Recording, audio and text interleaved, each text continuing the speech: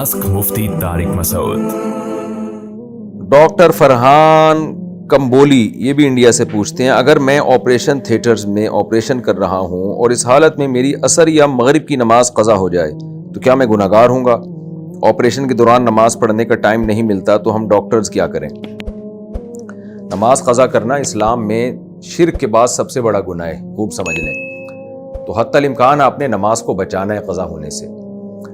ये डॉक्टरों में आम मसला है कि ख़ास तौर पे जो सर्जन होते हैं ना, वो कहते हैं भाई हम तो ऑपरेशन कर रहे हैं। तो देखें, आप मोबाइल में एप्लीकेशन डालें और उसमें नमाज के शुरू का टाइम और नमाज कब ख़त्म हो रही है ये टाइम आप नोट करें डेली, कि आज असर की नमाज का टाइम इतने बजे शुरू हो रहा है, इतने बजे ख़त्म हो रहा है, मगरिब का टाइम इतने बजे शुरू हो रहा है, इतने बजे ख़त्म हो रहा है, ज़ोहर का टाइम इतने बजे शुरू हो रहा है, इतने बजे ख़त्म हो रहा है। तो नमाज़ों के टाइम इतने लंबे लंबे होते हैं कि उसमें आप पहले से टाइम को मैनेज करें कि भाई मेरे ऑपरेशन का ये टाइम है तो उससे पहले पहले मैं नमाज़ पढ़ लूँ, या ऑपरेशन इस टाइम ख़त्म हो रहा है उसके फ़ौरन बाद में नमाज़ पढ़ लूँ तो आपको इतना टाइम मिल जाएगा।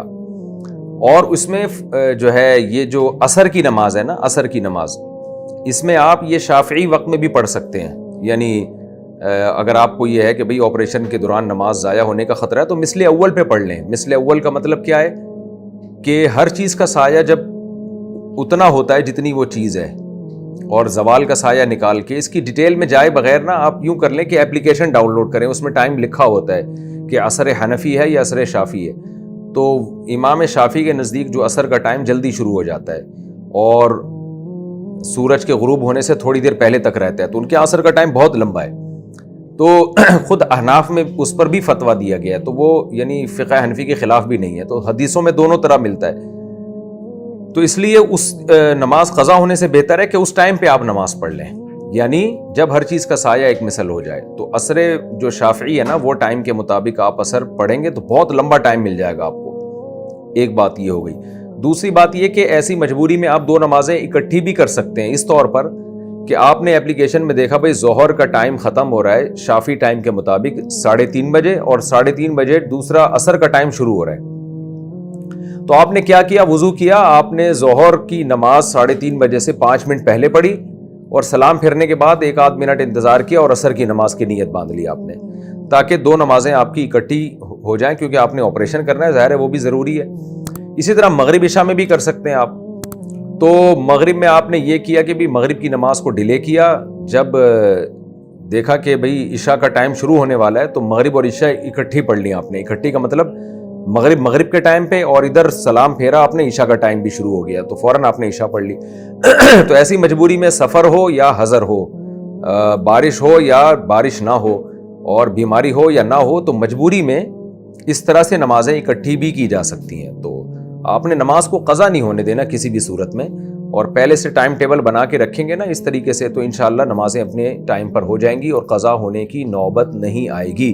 क़ज़ा सिर्फ उसी सूरत में होगी जब आपने सूरज के ज़ाइल होने के बाद, ज़वाल शम्स के बाद ऑपरेशन शुरू किया और इतना लंबा ऑपरेशन चला है आपका कि जी वो गोया के गुरूब आफ्ताब तक चलता ही रहा है ऑपरेशन, तो फिर तो ज़ाहिर है टाइम ही नहीं मिला नमाज का। तो ऐसी मजबूरी तो मेरा ख्याल है डॉक्टरों को नहीं होती है तो कभी कभार ही शायद होती हो। तो इस तरह से आप अमल करें, जैसे ही नमाज का वक्त दाखिल हो फ़ौरन नमाज पढ़ ली, और अगर नमाज का वक्त जैसे ही दाखिल हुआ है और टाइम अभी दाखिल नहीं हुआ, ऑपरेशन कर रहे हैं आप उस टाइम पे, तो फिर आप देखें कि ख़त्म कब हो रहा है, तो आखिरी वक्त में ले जाएं। तो असर में आपको इख्तलाफ से फ़ायदा उठा सकते हैं, फ़ुक़हा के इख्तलाफ से। आप मिसले अव्वल पे भी पढ़ सकते हैं, मिसले सानी पे भी पढ़ सकते हैं, यानी हनफी वक्त पे भी पढ़ सकते हैं, शाफ़ी वक्त पे भी पढ़ सकते हैं। तो असर में ये गुंजाइश है आपके लिए, बल्कि जो भी ज़रूरतमंद होगा उसके लिए भी गुंजाइश है ये। और ज़ोहर में आप मजबूरी में डिले भी कर सकते हैं, यानी ज़ोहर में आप वो टाइम ले लें कि थोड़ा सा उसको डिले कर दें। मिसले यानी जो शाफ़ी वक्त में असर का टाइम शुरू होता है, लेकिन इमाम अबू हनीफ़ा के नज़दीक ज़ोहर का टाइम ख़त्म नहीं होता, तो आपने उस वक्त तक मजबूरी में ज़ोहर को पढ़ सकते हैं आप। यानी जब जो हिंदुस्तान और पाकिस्तान में जिस टाइम पे असर पड़ी जाती है ना, उसके वक्त शुरू होने से पहले पहले ज़ोहर को मजबूरी में डिले किया जा सकता है। तो इस तरह से आप पढ़ सकते हैं। फिर भी मौका ना मिले आपको तो फिर ज़ाहिर है जान बचाना ज़रूरी है। तो ऐसी सूरत में अगर क़ज़ा करेंगे नमाज तो अल्लाह की रहमत से उम्मीद है इंशाअल्लाह गुनहगार नहीं होंगे, क्योंकि उसको तो खुला छोड़ के नहीं जा सकते ना। आपने ऑपरेशन किया, बंदा खुला हुआ है, आप नमाज की नीयत बांध ली, वो बंदा कह रहा है भाई मेरी या तो मुझे ادھر ٹھکانے لگا یا ادھر کر مجھے ایک طرف کر دے بھائی تو مجھے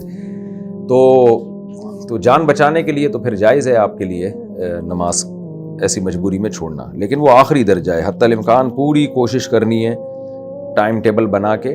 یعنی میری بات ذرا لمبی ہو گئی، پیچیدہ بھی ہو گئی، تو آپ نے ٹائم کا پتہ ہونا چاہیے، نماز کا وقت داخل کب ہو رہا ہے اور ختم کب ہو رہا ہے. تو اس ٹائم کے حساب سے آپ نے 4 فرض ہی تو پڑھنے ہوتے ہیں نا، وضو پہلے سے کر کے رکھیں اور وہیں پہ نیت باندھ کے 4 فرض پڑھ لیں، تو اس میں کوئی اتنا بڑا مسئلہ نہیں.